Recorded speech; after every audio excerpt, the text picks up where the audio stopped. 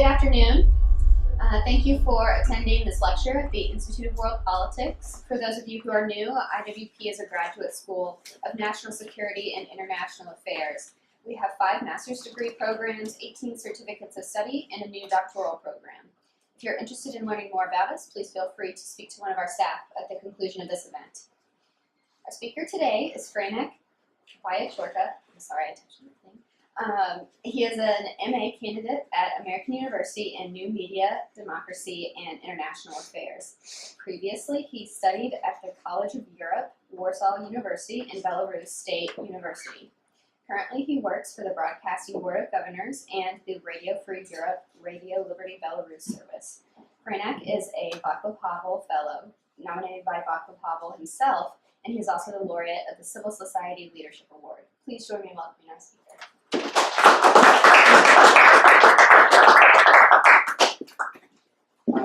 Thanks everyone for coming. I hope we will build today's presentation in a form of discussion, so if you have any questions or you disagree or you want to comment, please stand up and tell it publicly.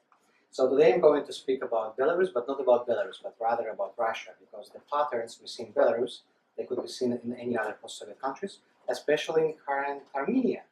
And you will see how many similarities, especially of using cultural instruments, are in Armenia, and why Russia is not so upset with Armenian revolution than, for example, with revolutions in other countries like Georgia.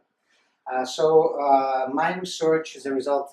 Here you will see the presentation which is a combination of different research, but the primary one was made in American University, and I would like to thank Kate Darden, who was my professor of the Nationalism and State Building classes in American University, who helped me to do this project. So first I will start with some background on Belarus.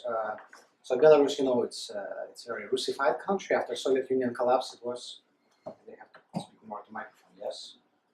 After Soviet Union collapse, it was the most Russified country with the biggest share of Russian-speaking population among all post-Soviet, 15 post-Soviet states. The Russians also manipulated this word Belaya Rus, which is a combination between Belaya, like white, and Rus, and which is often misunderstood by Americans and Westerners, because Rus is not the same as Russia. Rus, it means Ruthenian. So after Lukashenko came to power in '94, the new wave of Russification, we love this word and I'm going to use it often today. Lukashenko started a new wave. The first Russification began in 1795, that's the third partition of Rzesz Pospolita, Polish, Lithuanian, Belarusian Commonwealth. And Belarus now is suffering from the excessive presence of Russian language, mass culture, religion. I'm going to show you later how it is. And of course, educational sphere. Education is school education, preschool education, university education is primarily in Russian language, and literally 1 week ago there was a big fight in Belarusian media. The parents who wanted to give their children to Belarusian-speaking schools, they were not able to do this. I think this conflict, they're happening very often when the Belarusian-speaking population is literally discriminated. That's why I wanted in today's report to emphasize, you know, the roots of such discrimination. So in today's Belarus, there are 2 main narratives, and these narratives sometimes they do not cross each other. They exist parallelly. There is nationalist narratives, which was formed, let's say, first time in 100 years ago, in 1918, when Belarusian People's Republic was formed, and it existed not for a long time when Bolshevik came and took Belarus territory. And the second wave of the formation of this pro-Belarusian narrative, it was in the 90s.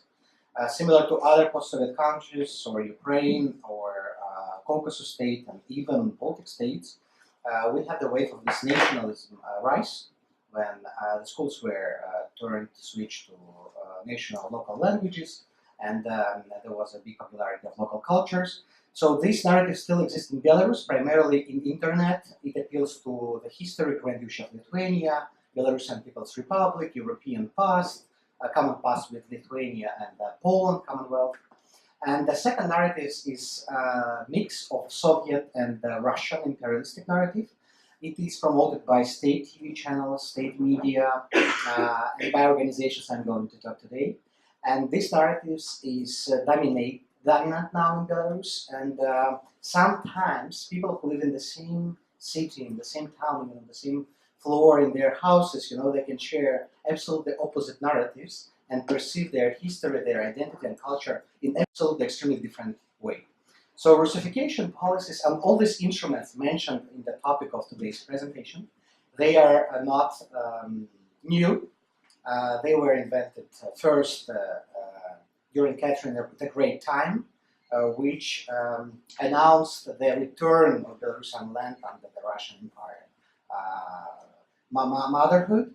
And Muravyov, governor, who made a crackdown of the anti-Russian appraisal in 1864, 63-64, he actually very well formed. He clarified what are main instruments of Russian presence and influence on these lands, not only Belarus but also part of Poland, modern Poland, Lithuania, of course, and Russia. So these are our main four instruments of the modern Belarus. We are going to talk today about the media influence, how it forms the identity and public opinion, civil society, but it's not really civil, it's not real society. I just use this American term, which is not very usable to describe the Russian organizations present in Belarus. Of course, church and think tanks, my favorites. So here the structure, which was a result of my research. I tried to collect information of all pro-Russian organizations, which are registered and not registered, but are active since 2015 at least once. So 141 organizations was analyzed, and I tried to structurize them according to their goal, to their activities, to their narratives they promote. I also found out that they have different sources of funding. Some of them are getting money directly from Russian government, openly or not publicly, and some of them work through funds, foundations. Россотрудничество, Русский мир Foundation, which is very famous because of its name, Горчаков Foundation, and Compatriots Fund, Соотечественники. And the four main elements which are working parallelly but support each other. Some of them have symbiotic relationship. For example, civil organizations, they are usually attached to church organizations. And the same time, media, they often they publish all the information, all the news about the activities of civil organizations. So they strengthen each other, they distribute these narratives, they justify protest or of pro-Russian movements in Belarus if it is needed. And for example, today or yesterday there was a big conflict in Minsk because these Russian bikers, or how do you call them, wanted to have another, march through Belarusian territory and to make a big protest supporting victory of 1945. So they were refused for the first time, by Belarus government. Belarus authorities did not let them do this action. So that's also a good example how these narratives collide and how the government, Belarus regime, is changing its attitude towards Russian presence in Belarus. So here the map where I try to mark all these centers of influence from all these 141 organizations and mark the regions where they are present. Of course, primarily they're big cities. We see the big representation on the west, which is related to the big presence of Russian Orthodox Church in these areas. So it was a little bit a big finding for myself, because Russian Orthodox are much more active, for example, in the west, formerly Polish lands before 1939, and not in the east, which is very secular. Population does not go to church and really is very apathetic in terms of politics. So here I marked Russian military bases which exists according to bilateral agreements since 90s and 2000s. Centers of culture and science, and I know that this year Russians are going to create a new centers in new other cities. But today they are existing in Havel, it's a southeastern city, Brest, on the border with Poland, Minsk, but they're also going to create a similar center in Grodno. Here we also see another center, Russian center in Brest University. I think Brest has such large presence because of after Second World War, it was largely populated by military, Russian military. And in general, compared to other Western Belarus areas, Brest is very Russified, and majority of the population choose Russian language in this region. Also Cossacks groups, they look like these small elements, small soldiers with guns.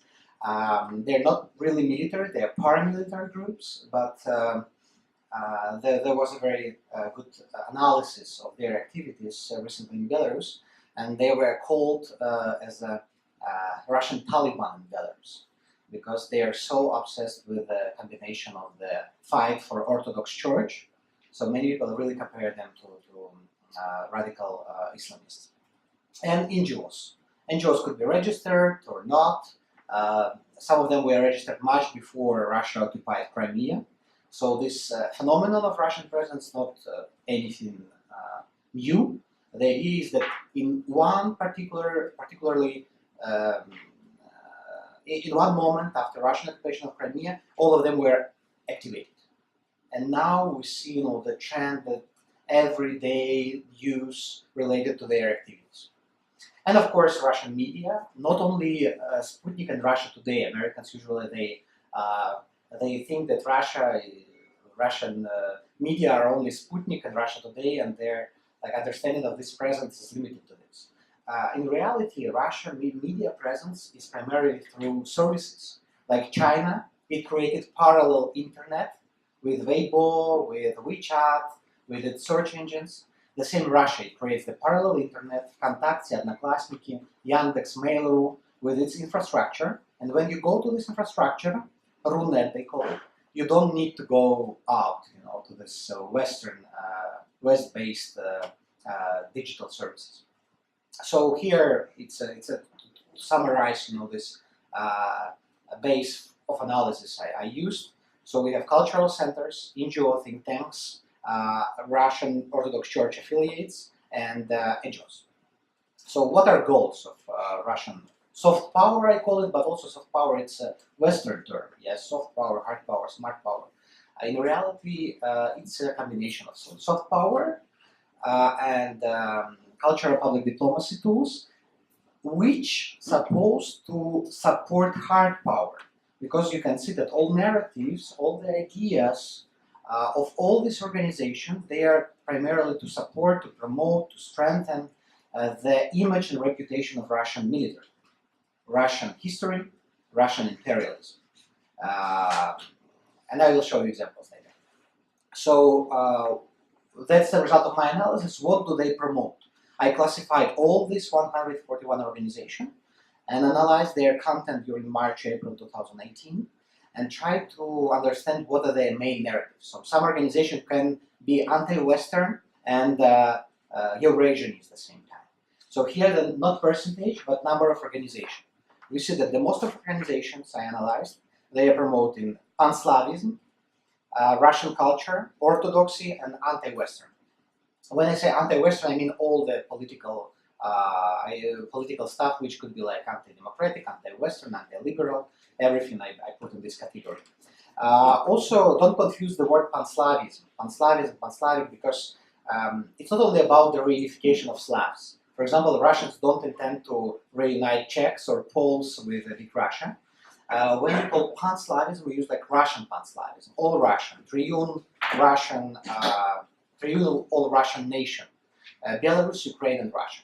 So 3 countries which are core of this big Russian pan-Slavism concept. So according to this pan-Slavism idea, Russia should embrace all our lands, which were divided unfairly as a result of historical consequences, under Orthodox Church, Russian language, and Russian culture.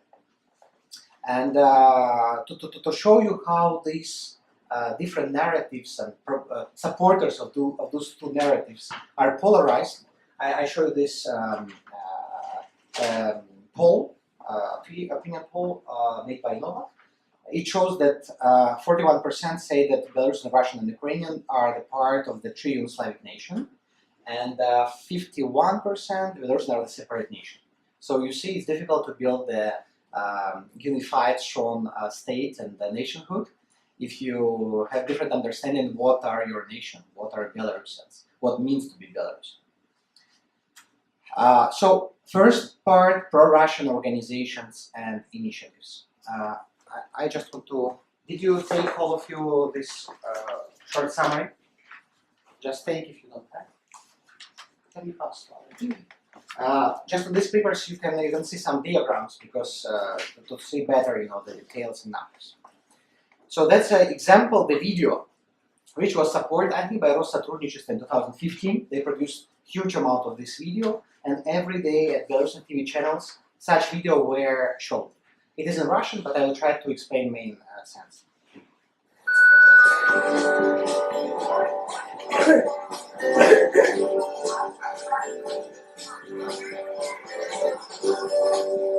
Мама, скоро отправление. Уже кушать можно? Сначала сделать домашнее по географии и перекусить. Муж в Москве в командировке, мы съездим к нему на выходные. Здравствуйте.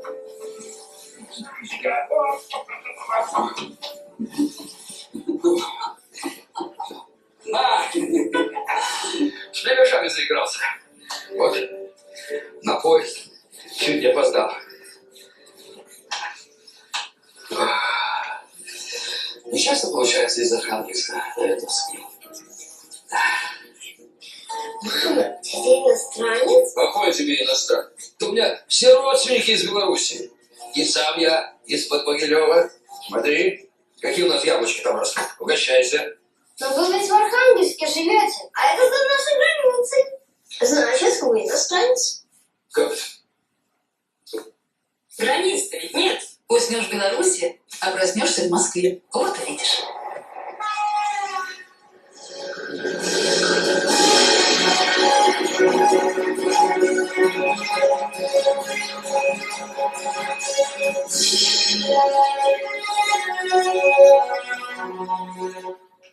This is just example. The idea of this movie that the boy asking the man, "Oh, you're living in Arkhangelsk. It means you're Russian. You're a foreigner." And he said, "No, I'm not foreigner. I'm Russian, but not. But you are living like behind our border." "Yeah, but there is no border." And the woman, she's sitting like nearby, and she said, "So you will see. You will fall asleep, and you will wake up in Russia." So something just like to show, the lack of differences. The absence of border, and to prepare, the public opinion and thinking, for potential reunification.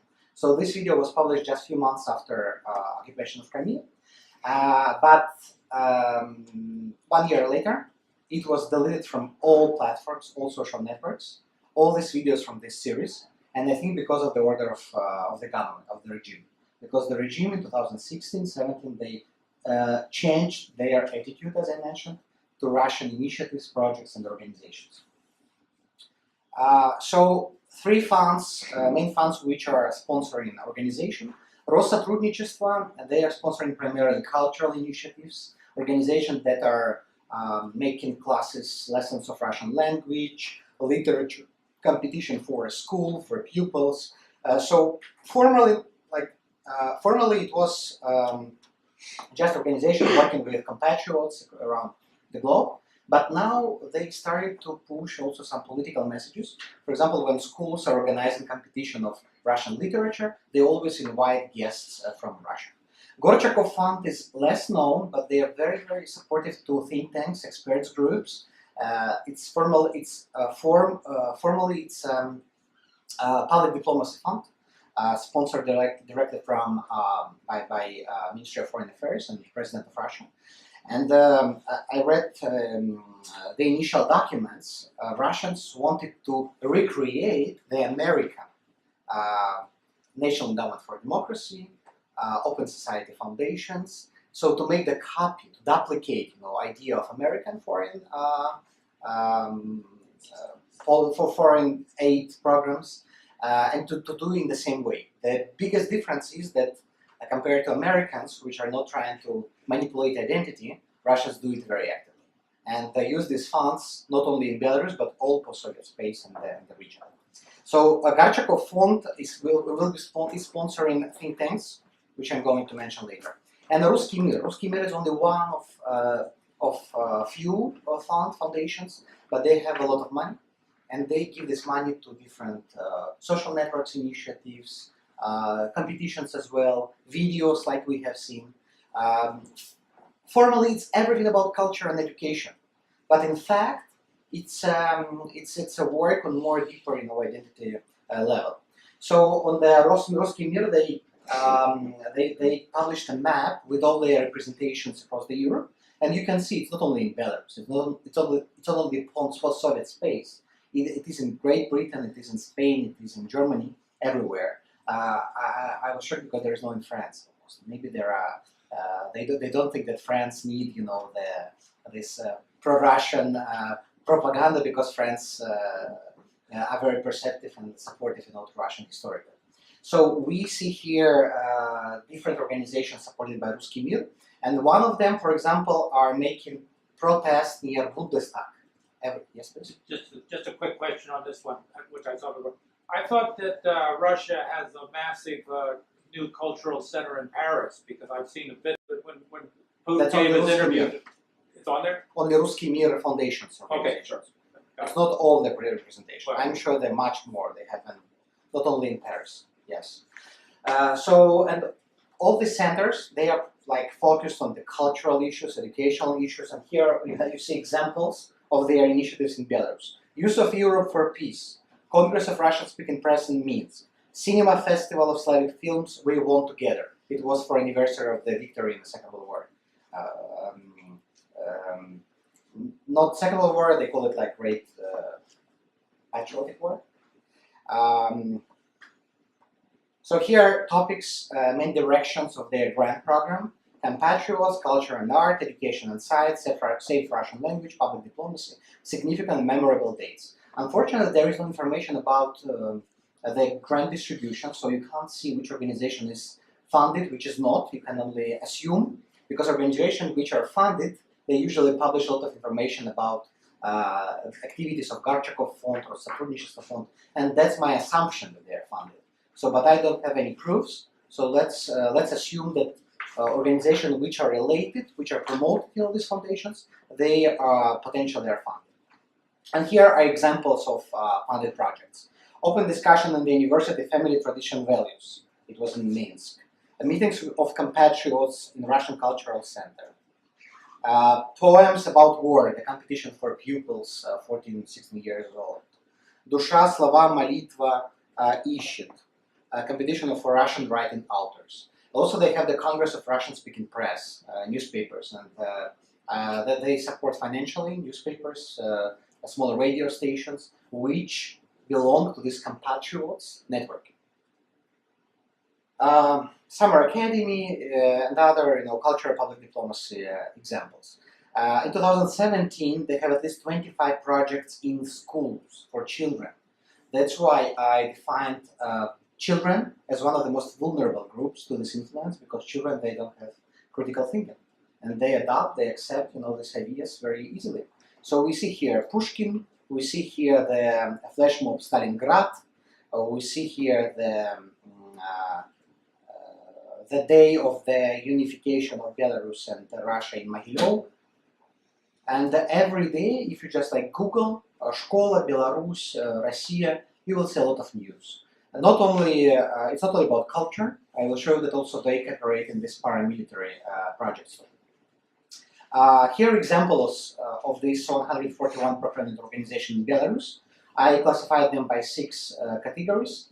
Radical extremist movements. I think all of you know about RNE, NBP, Russian National Unity, NBP, National Bolshevik Party, which are illegal both in Russia and both in Belarus, but they are very active on social networks. And recently they recruited people for fighting in Donbass on Russian side of it. Use political organizations like Rus Molodaya, which are very supportive, very popular on social networks, and they also distribute grants. So probably Rus Molodaya also could be considered as the foundation. So military patriotic groups could be separated as Cossacks organization and Pan-Slavic groups, Славянский комитет, Дружина, Рос, Миротворческая Казацкая гвардия, and also Orthodox groups and Eurasian groups. So you see all the names are very similar, like emphasizing Orthodoxy, Russian, Slavic past, etc. And examples of their activities of this. Conference of Compatriots in Minsk, Nikolai Starikov, ideologist of Ruski Mir, came to Minsk, and the activist of Nationalist Youth Front organized a protest against him. And there was a huge discussion in Belarus media. Should we allow people like Starikov, who doesn't recognize independence of Belarus, to come and to make public lecture in downtown? Oops, that's a video. That's a promo video of one organization.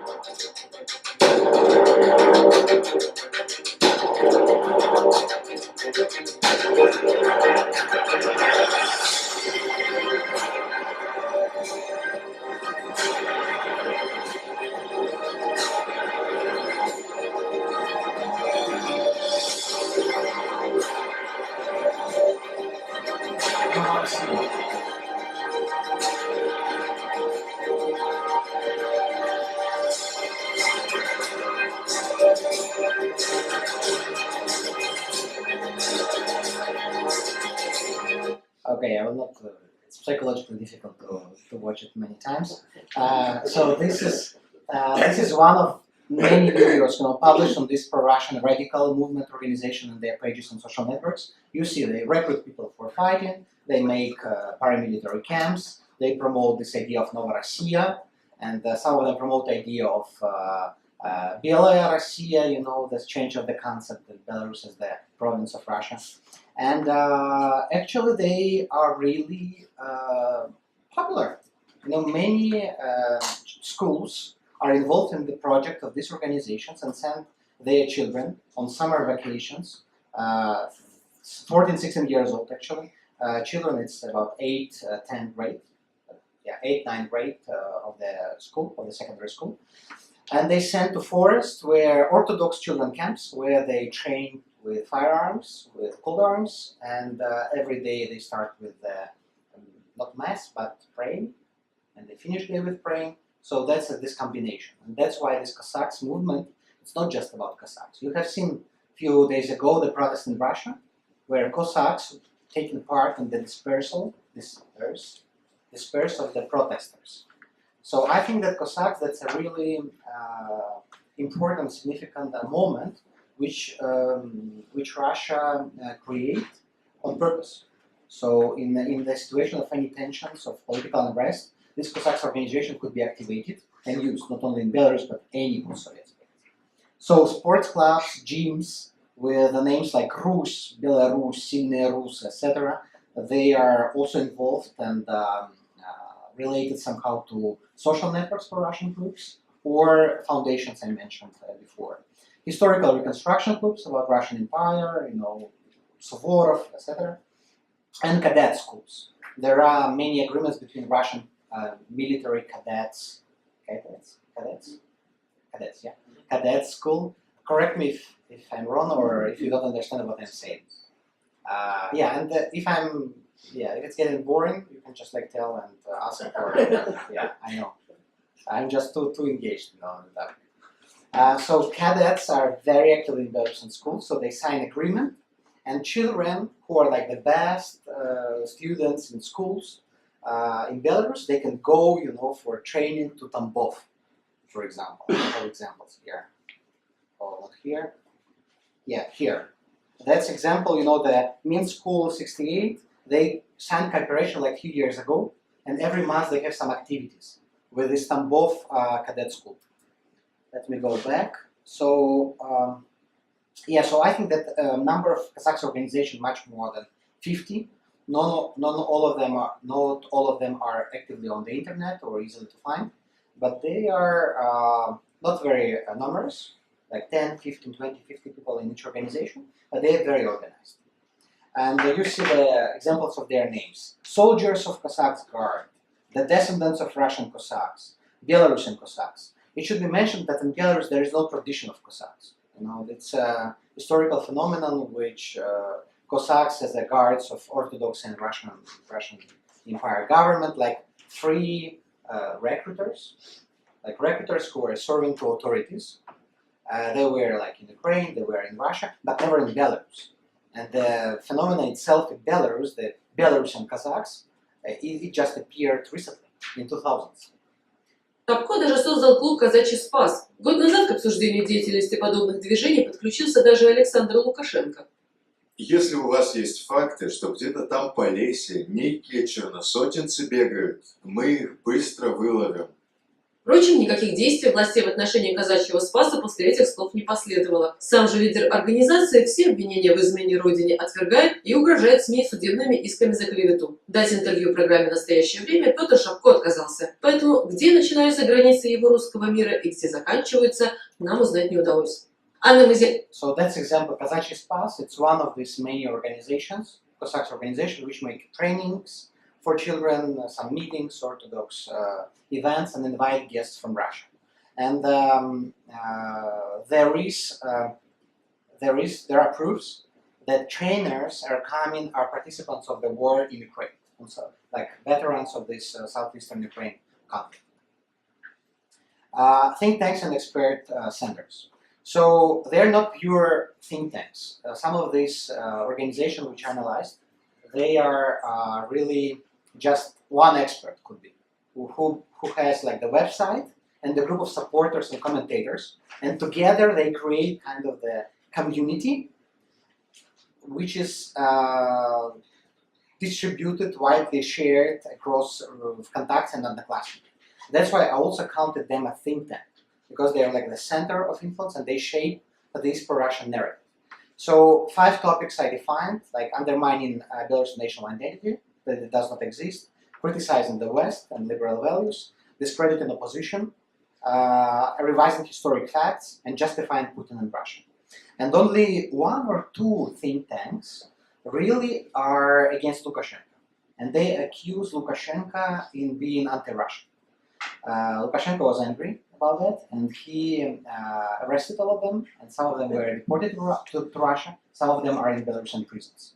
So this also happened like after 2015-16, but organizations like Sonar, Eurasia Expert, they have experts on both sides, in Russia and Belarus, but writing a lot about Belarus, about integration with Russia, about Slavic, unite Slavic history, about commune Soviet past. So I classified all these think tanks, 3 groups, 9 think tanks together by their topics. So all Russians, Eurasianists, and combined version, which are promoted both. For example, the victory in Second World War and great heroism of the Soviet people. And at the same time, they promote the Suvorov, Muravyov, Catherine the Great, and others. So for whom it doesn't matter, do you appeal to Soviet past or to Russian Empire past?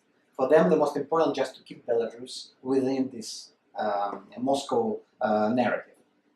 And the examples of these organizations, they have different scale. Because, for example, Eurasia Expert and Sonar 2050, they are much bigger, much more influential, and they have a lot of readers in Russia. And I think Russian stakeholders, they really listen to the opinions of these experts, Belarusian experts, of Sonar 2050 and Eurasia Expert. Западная Rus, I think it's similar to, it's like a sect in reality, of fans of the reunification and recreation of Russian Empire, but their numbers on the internet are growing, especially after 2014-15. Here are topics, it's just publication like this from last month. Eurasia Expert, we didn't understand what is the, союзное государство, like Union, Russian Belarusian Union State. The publication about diplomatic war against Russia the quote by American expert, Polsha survived Severny Potok. So that's international news in this Russian Moscow framework. And on the right, we see more opinionated publications about history of Belarus, the new approach, GLONASS. GLONASS, it's a Russian version of GPS, which they promote. It was just after the independence anniversary. Развенчание myth of BNR, like debunking myth about Belarusian People's Republic. So you see the combination, political international news and the cultural historical information. And here you see numbers of these groups, which are much higher than any think tanks in Belarus. That's in March 2018. And you see on the left column the visitors from Belarus each month, which for think tank website in Belarus is quite a lot, like 19,000 visitors or 9,000 visitors. You know, in average in Belarusian think tanks they have like 3,000-4,000 maximum visitors per month. So that's a meeting in Minsk school. That's a recent publication funded by Россотрудничество from Западная Рус project. Lev Krishtapovich is author of this project. I think we have time enough. So we have, because there will be media part, which I like the most. So these books were published for Russian money, and Belarus opposition and civil society was outraged because that's a pure historical revisionism. BSSR and the Western Belarus under BSSR was Eastern Belarus under Soviet occupation, and the Western Belarus was under Poland. And that's an absolute revisionism and explanation how Belarusians on the West were suffering, and fleeing to Russia, to the Soviet Union, you know, for a better future. But this story didn't say that all of them were killed by Stalin in 37-38. Muravyov Viačorka, like a main hero and like an alternative to Kostuś Kalinowski, who was a leader of anti-Russian uprisal in 1864. And these books were distributed for free at many exhibitions, and I think they are still available, accessible in bookstores, and including Russian Orthodox Church places, like kiosks, you can buy them. So media. So according to my research and Gallup recent opinion poll, 60-65% of Belarusians are looking at the world and Belarus events through the prism of Russian media. Of course, the Belarus government is trying to limit, you know, this scope of this prism by changing, for example, Russian news, but Russian TV channels to Belarusian news. But we should understand that Russian message is not only in the news programs; it is built in series, in movies, in TV shows like Solovyov, Kisilev, and all others. And the influence from media, it happens 24/7. Here you see numbers. So on the left, that's elements of Russian media presence in Belarus. We see the presence through TV channels, major are NTV Belarus and RTR Belarus, which is the Belarus version of Telecanal Россия. RTR Belarus and NTV is kind of hybrid TV channel, because as I mentioned, they have Belarusian news, but they have all other content, almost all other content, films and series directly taken from Russia. Social networks. Is the editorial for them in Minsk? Like who is determining the content? In Minsk, yes. Yeah. Minsk get the signal and streaming through cable everywhere. Because we have so-called social package. All these channels, they are part of the so-called social package. Every house in every city and village should have access to these TV channels, at least NTV and Россия. That's why their audience is so huge. Because along with Belarus 1, Belarus 2, and Belarus 3, you always can find NTV Belarus and RTR Belarus. And also Russian social networks, Одноклассники and Vkontakte. Belarusians are not so, don't like so much, you know, Facebook or Instagram as they like Одноклассники. And Одноклассники are totally dominated by Russian narratives. and they're controlled by Russian security services. Because if you publish any anti-Russian content there, the support service delete it during 24 hours. And the same websites, the most popular websites in Belarus is not Dubai, which is like the main portal in Belarus, has millions of views, but News Mail.ru. People who has the Mail.ru mailbox, they always start their day with the News Mail.ru, which is the aggregator, news aggregator, collecting headlines from different media, but most of this media are Russian or pro-Russian. Pro. You will, yeah, Pro-Russian. pro-Russian. Because you will never see, for example, headlines in News Mail.ru and News Yandex.ru, headlines from Radio Free Europe, or like Belsat TV, which is like Europe-Poland-funded TV channel in Belarus. And among like 8 major services, websites, 4 are Russian. And the same problem, the same thing with TV channels. It's a weekly reach of national television station. We see the second and third of these hybrid channels. NTV Belarus and RTR Belarus. So one is 2013, another number is 2017. We see a slight decline for all channels for this period of time, but still they keep the second and the third position, and they still are the most trusted.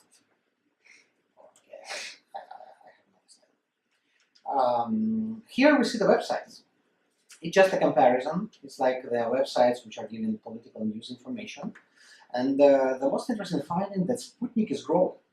And that's interesting how it's growing, because in reality there is no big advertisement. They do not fund, a lot of, they don't make Facebook ads. It's difficult, to find Sputnik, for example, regularly quoted, but its audience growing. And that's I think that's a task for our next research, to understand how this pro-Russian media get in their audiences. Or it's like mouth to mouth, or it's artificially created, or through Yandex. Maybe Yandex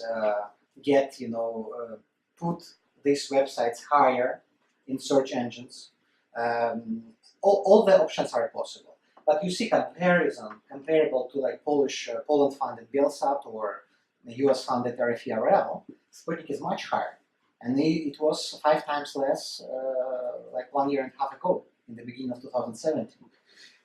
And even Charter 97, which is blocked by Belarus government since February or January, it's still, not so high, not so popular as it was like 10 years ago, for example, when Charter 97 actually formed the public opinion. So this trend is continuing, and it's supported also by the growing of Russian platforms like Vkontakte and Odnoklassniki, because Vkontakte, besides the news feed and the possibility of communicate with your friends and etc., it gives you free films, free music, free content accessible, and young people love it when they have access to all possible multimedia content without paying for it. And that's how Russia does. They just like steal the content from the West and use it, to spread devil's kingdom concept. That's another diagram that it shows which media you use for getting news information, called the 3. So people were asked just to name 3 media from where they just use the information. It means how their perception of the world is formed. And we see that from 4th to 7th position are Russian media, and TV, Russia, Yandex, and Vkontakte are the sources of the influence in media sphere. And we can see the state media channels, despite huge promotion and spending by government for their support, they are not so influential. And on the right, you see the trust. Not trust, but you see the combination of state media, Russian and independent. You see how together they serve as a primary sources of news information. So if you will combine the Russian, they are still despite they're not so much as a state-owned media, they still have a big share of the audience. And here, that's the trust. That's the most important. That the Russian media are more trusted than the official one, than the state-funded media, and this trend stays the same for many years. People still trust RTR and TV. They still believe. They don't. They feel sometimes offended by the government, and they correlate their dissatisfaction with the current government with their dissatisfaction with all the elements of this government, like media, governance, mid-level officials, and that's why they prefer Russian, because sometimes they connect, the change in Belarus with Russian, especially if they look through this Russian media prism. And here, like most vulnerable regions for Russian media, so eastern regions, where the Russian TV channels has like more than 90% share of the audience, of the total audience, and small towns. In small towns, actually, they watch not through the cable, but very often, especially in village, they buy the tricolor. Tricolor, that's a satellite TV package. When you buy 300 channels, very well selected by Russian experts for you, and you have and Solovyov and Kiselov, despite any manipulations with these hybrid TV channels by Minsk. So people doesn't like that Minsk erase or change, substitute news programs with Belarusian ones. That's why they started to buy tricolor packages in order to watch the Russian news programs without censorship. Yes. Do you have data on the variation across Belarus in the satellite TV subscriptions? Yeah, because you would assume that the eastern regions would have access through other means, but if people are subscribing in western regions to Russian satellite television packages. So I think that satellite television, it was made in 2013, the last by Zerkala company, and it shows that actually the region, there is no such correlation between West and East, such a relationship, but relationship with the size of the city or town. So it should be not very small village and not very big city. And this particular type of the naселение, how to say, like city, administrative town, this type of towns, they're the most likely to choose the satellite TV. It could be in Babruysk, it could be in Baranovich, it could be in Kobrin, it could be in Orsha. So it shouldn't be like it will not be the biggest city, and it will not be small villages. So they prefer this one. But on the east, they watch the cable TV. That's make east like more not vulnerable, yeah, acceptable to Russian media. And here it's digital age description, but also about vulnerabilities. That the young people, you see from 15 to 25, they are likely to be users of Russian social networks, Kontakte and YouTube, of course, but they don't watch on YouTube like Saturday Night Live, of course, and Vnaklastniki, which are created for the older generation. And as I realized, Russians do not expect, to cover all age groups in Belarus by their social networks. They are pretty happy to have the clue, the key influence on the youngest and the elderly. How social networks are working? So it's a network of the information exchange. There are up to 200-300 groups in Belarus and Kontakte. I will show you now examples. Sometimes they create their own content, but sometimes they borrow the content from the big groups in Russia, which have 1 million, 2 or 3 million subscribers, like Anti-Maidan, Vladimir Putin, Krasny Put, Zapodenets, Nikolai Starikov. They take their content and share from each other. And I make analysis of their content, how their content in sense of form and in sense of narratives. In sense of form, the main secret is it's not only about politics. It's about entertainment, it's about having fun, it's about stupid jokes, it's about kitties, nice women, lifestyle. But between all these posts, you always will see the political message. And 5 major narratives through social networks. So you should understand that social networks are much more opinionated, much more emotional in their narratives. So Belarus opposition is marginalized. The true history is Russia. Belarus language is ridiculous. USA, Poland, NATO, Brussels are enemy of Belarus. Democracy is the mess. Pedophiles, gays, etc., etc. So they use like this regular, concepts, the regular narratives spread through Russian TV channels in order to convince the young people that the West is not, it's not about them. And here we see example. He just example from 1 week. Not from 1 week, from different time. So that's anti-opposition messages. You can look internally on 3 things. Water, fire, and how the opposition is beaten by police. You see the difference is evident. The Lukashenko's Russian supporters and the independent journalist, Bukovskaya. Anti-Ukrainian message are very popular. We never had such genocide like we have in Ukraine now. We didn't have it even under Hitler. And on the right side, the text, Petro Poroshenko awarded the Senator of the United States, and the picture is, you understand. The picture is very offensive. Historical revisionism. They say that that they just make jokes from Belarusian independence, that real Belarusians are Poles or Russians, and on the right side you see that Lithuanians, Estonians, and Latvians, they forgot that Peter I gave them freedom and independence, and only because of him they exist. Anti-liberalism.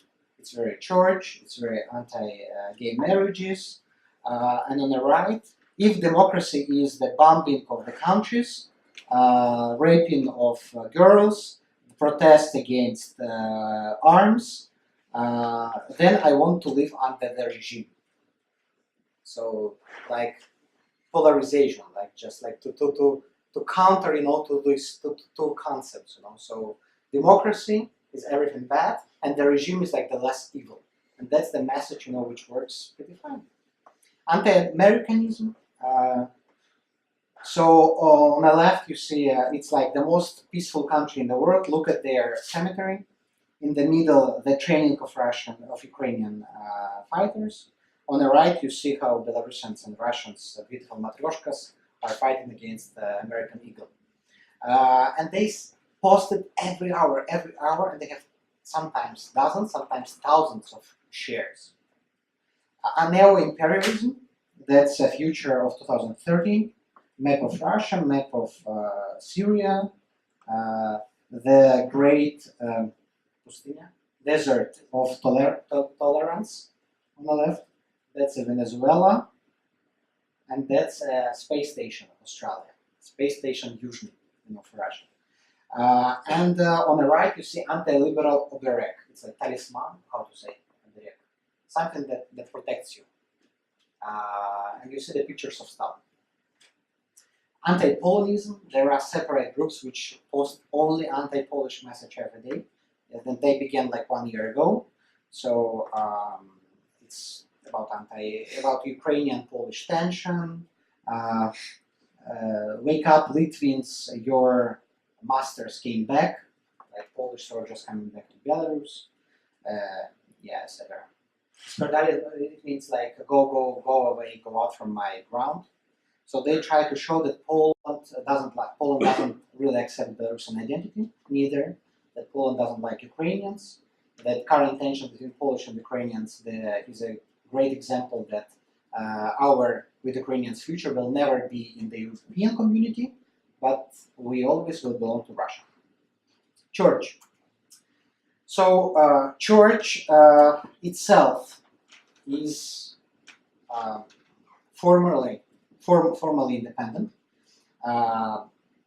but in fact it's really dependent, and it's really used by pro-Russian organizations. So Russians, when they speak about Ruski Mir, they usually appeal to Eastern Orthodoxy. So they substitute this understanding. When you're Orthodox, it means you're Russian.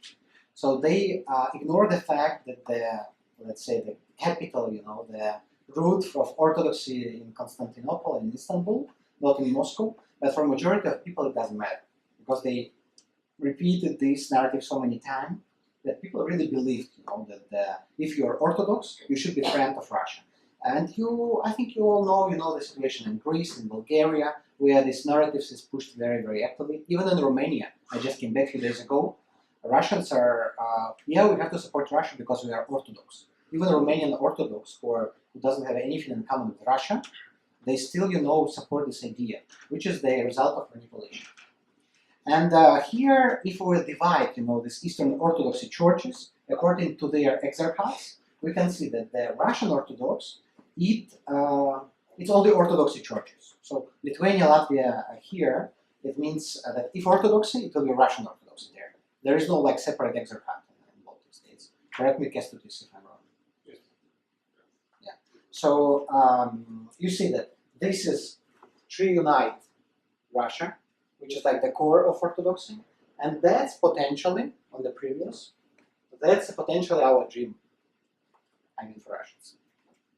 And here we have the Pew research, which made 6 months ago. They asked people, if you're Orthodox, they like only Orthodox believers, what do they think about Russia? And you can see that strong Russia necessary to balance influence of West. Russia, Armenia, Serbia, and Belarus. From 85 to 76% believe yes, that Russia is necessary to balance the West. And the second graph, it means Russia has an obligation to protect Orthodox Christians.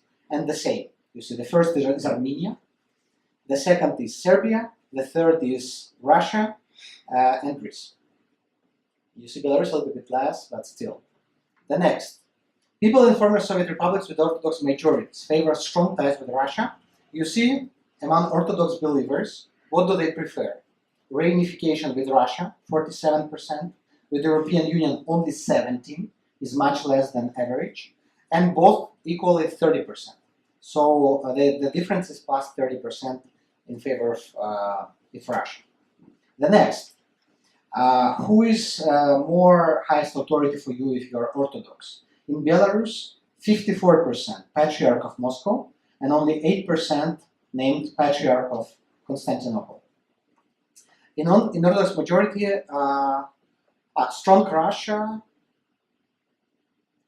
Yeah, that's the same. That's the same correlation on the right. People view Russia as protector. We can just see the difference. And all Orthodox. In the countries where Orthodox Church has stronger parishes, more loyal believers, they are usually more pro-Russian. Here, the situation of Belarus. That's official numbers by Ministry of Foreign Affairs of Belarus. So we have 58% of believers. It doesn't seem so much, but about them, 82% of Russian Orthodox. There is actually an interesting trend recently that Russian Orthodox, most of the people who belong to Russian Orthodox don't really go to church, and they perceive it like a ritual, so post-Soviet ritual in the same way as to go to elections. So they go to elections because you have to go to elections, because it's a part of your citizen obligation. And the same you have to, yes, I'm Orthodox. And that's a good example is Lukashenko's statement. He said that I'm Orthodox atheist. I'm Orthodox atheist. Lukashenko, and I think this Lukashenko's perception of Orthodoxy is very familiar to many, is very similar to what many Belarusians believe. But in reality is that only for 27% religion really is important. It makes Belarus one of the least religious countries in the world. So when we see the map in the very beginning on the east of Belarus, east is totally secular, without really strong churches or Catholics or Orthodox neither. Here the map of the major churches in Belarus. So you see it's prevailing according to number of parishes. Not number of people, but number of parishes. because it's very difficult to measure number of real believers. So you see on the west, the border with Poland and Lithuania are primarily Catholics, with some Orthodox cities. But on the south and some eastern, which were secular until like recently, we see the rise of Protestants. And in Minsk, during the last 5 years, we see huge rise of Protestant parishes. In Minsk, there are much more Protestant parishes than Catholic and Orthodox together. And Protestantism is like a rising religion in Belarus. People who belonged before to Catholicism or to Orthodoxy, they actively changed to Protestantism, which actually the government doesn't like a lot. That's why they're trying to limit to call Protestant churches a sect and to limit their real influence to the society. They confiscate their buildings, their property, and also because Protestants are very politically active and support opposition much often than Orthodox, for example. And here we see the map of Russian Orthodox Church by number of parishes. We also see that on the west we have much more parishes than on the east. And I compare two maps, the maps of our pro-Russian organizations and now a map of Russian Orthodox parishes. And there are some patterns here, especially when we look at the west, Western Belarus, Central Belarus, and Vitebsk. We see the correlation. It means that these organizations, which are like exist in specific regions, they usually collaborate, or have Russian Orthodox parishes as the base for their activities. And four instruments how Russian Orthodoxy is working in Belarus. First of all, they are promoting the idea of Ruski Mir and all Russian pro-Russian identity, that Belarusian identity nation does not exist. I have been at the Christmas in Minsk, and I went to the Orthodox Church, the cathedral, and the Belarusian metropolitan. He actually said that this year that's a good start, to reunify our nations, which were like divided. They repeat, this statement all the time, again and again. They promote Russophile ideas, and they organize the meetings with the ideologists of Ruski Mir. Not always in church themselves, but sometimes in the Dom Kultury, in the houses of culture. So they collaborate also with local governments. And local governments, they do not protest, they do not create any obstacles, to limitations, to Russian Orthodox. And of course, Russian Orthodox camps. Priests are coming, participating in these military groups' camps, and making malitvi, prayers together. So now I will try to assess the efficiency. So, according to poll, what do you prefer, integration with Russia or European Union? We see that Russian integration is 64%. It's growing because in 2013-14 it was about 55, even 54. It was more or less equal. But number of pro-EU fell significantly, and number of pro-Russian moods grew up. But it doesn't mean Belarusians want reintegration or reunification. Only 1% and 7% support the creation of one state, support the inclusion of Belarus into Russia. So we see the support of ideology, but there is no support of the political reunification. Another, that's views. What do you think? The question was asked, what do you think about Russia? What are your views about Russia? And we see the rise also between 2013 and 17. Before Maidan and revolution in Ukraine, and after. We see also the rise, 6% rise of very favorable. And just favorable, they're also about 30%. Another aspect, which proves also our hypothesis, is if you compare your country, very dangerous. Let me finish my few slides. So Russia is an example for Belarusian population. So 4 most vulnerable groups, I defined active consumers of Russian mass media, through internet services, Kontakte, Одноклассники, RTR Belarus, and TV Belarus, Russian Orthodox Church believers who are used for these pro-Russian activities, participated in events, or sending their children to Orthodox camps. Children and youth 12, 20 years old, because of low critical thinking, because of low media literacy, believe the narratives, want to be like Russian fighters in Donbass, and Belarusian armed forces, who were a privileged group in Soviet times, who have a nostalgia about the Soviet times, and who perceive traditionally, since Soviet time, Russia as the main ally and the West as the main enemy. Объясните мне, пожалуйста, что значит собирание русских земель А, Б, что такое русский мир? Объясните, чтобы я понимал, за какой мы мир боремся. До сих пор никто не объяснит, но заметьте, сейчас почти исчез этот термин и тезис из средств массовой информации, в том числе России. Lukashenko felt the danger, the threat for himself by the Ruski Mir idea. He started, as we mentioned before, he started to arrest, to stop activities of these groups, to follow them. KGB is pretty actively controlling social networks, blocking them if possible. Not so actively as it should be, but this change is a good example, good illustration of the processes. Lukashenko understands that he loses his popularity because his regular traditional voters suddenly became voters and supporters of Putin. Another example of efficiency is just the command by one of the organizers of this pro-Russian organization. He made a visit to school, and he said, "Oh, I'm so sad, you know. I met the students of politology, political science, international relations. No one knew that 2nd April is the day of Belarus-Russian unity. No one knew about the existence of Russian-Belarusian Union. Only a few persons remembered that their European Economic Union, and most of them did not travel to Russia."